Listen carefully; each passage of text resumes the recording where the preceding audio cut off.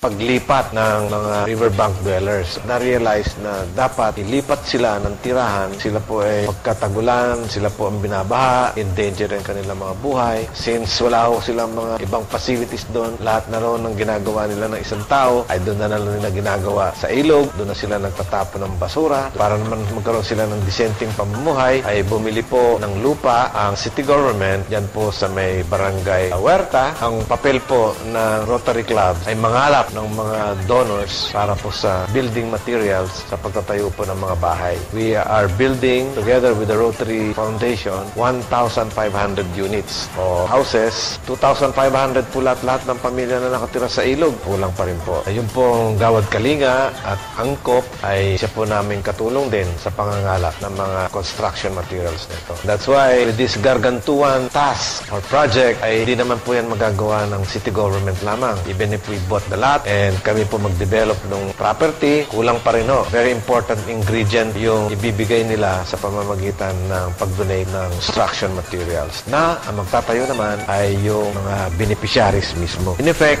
yung pong bahay ay libre, wala silang ilalabas na pera. Babayaran lang nila talaga ay yung cost ng lupa, more or less 24 square meters, ay magbabayad po sila for 25 years ng mga nasa 700 pesos monthly. Kayang-kaya po yan ng mga tao natin. Sabi ko sa kanila, wag na lang kayong mag-tong eats, wag na lang kayong masyado mag-text. 700 pesos na yan eh. Mababayaran niya yan ng walang kahirap-hirap. We will be initiated by the proponent, Councilor Bong Benson.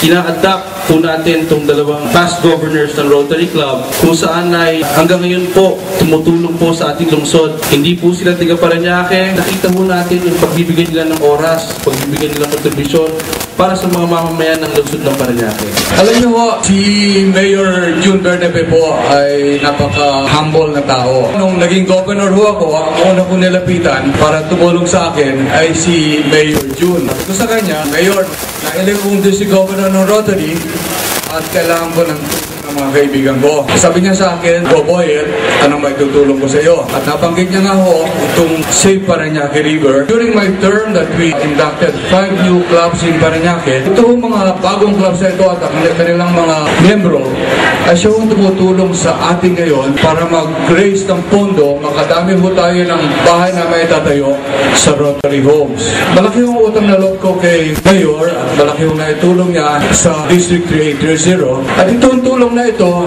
ay pinabalik din ng Rotary sa siyudad ng Parañaque.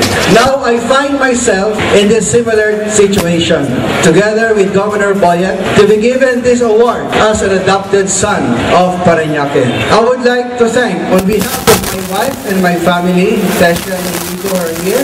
Also on behalf of a smiling visionary president who helped me in my task as being governor during last Rotary year. And also on behalf of the many thousands of Rotarians in our district. We want to thank you for this honor. We want to let you know that we are committed to the twin goals of our mayor. Karoon din kami na 25th silver anniversary ng Parañaque Palanyag Rotary Club. Meron din kaming kinonfer na adopted son of Parañaque coming from city government. Para kay Quartz Chen, isa naman pong Taiwanese, malaki din po ang itinutulong sa lungsod ng Parañaque, sa medical mission, iba-iba pong proyekto ng mga taga-Parañaque. Ito po si Mayor June Bernabe ng lungsod po ng Parañaque. Bumabati sa ating mga graduates. Ito pong darating na March graduation. Sana po ay mag-aral po tayo mabuti. Gamitin po natin ang edukasyon para po sa ikaw-unlad ng ating buhay. Hataw pa, Parañaque!